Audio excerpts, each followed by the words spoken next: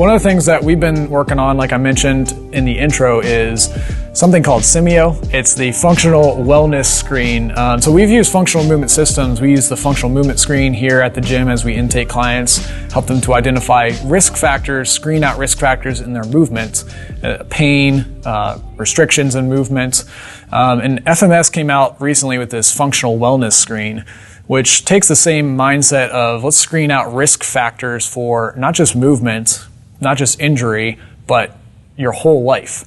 So what are all these wellness factors that feed into it? And they've identified 8 factors that contribute to someone's holistic wellness. And they are movement health, behavioral and mental health, injury history, breathing quality, physical activity, body composition, sleep quality, and nutritional awareness.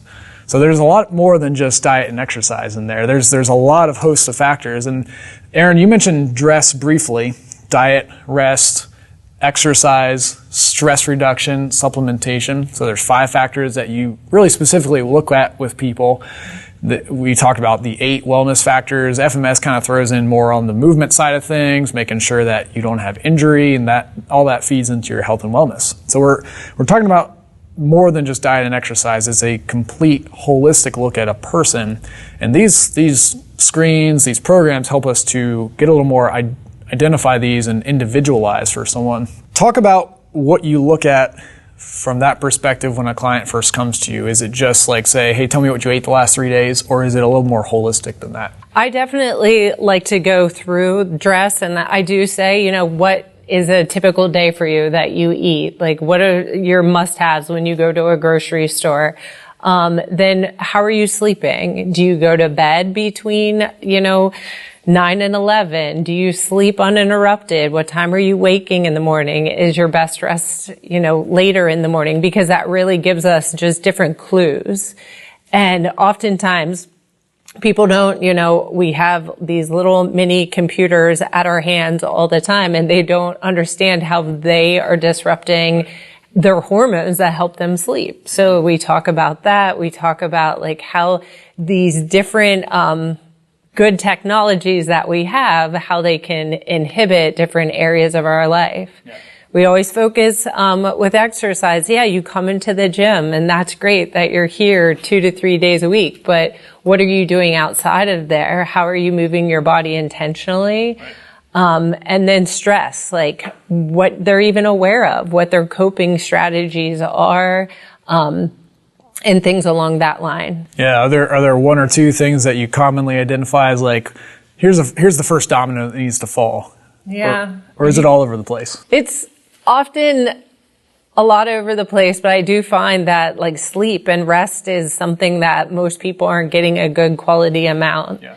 And it's often just not having good sleep hygiene, not having a good routine to relax. And then we see that being a domino, and like how it impacts our hunger hormones, how it impacts our inflammation in our body. Yeah. So I would say, believe it or not, rest is probably one of the biggest ones that across the board. It gets me. That was the one I did the functional wellness screen, and everything was good. I think about health and fitness a lot. I write about health and fitness twice a week, and sleep was the one thing that got me. It was like not super consistent, up a little bit too late some nights, and that it's a super big key because it affects everything else in your health and wellness.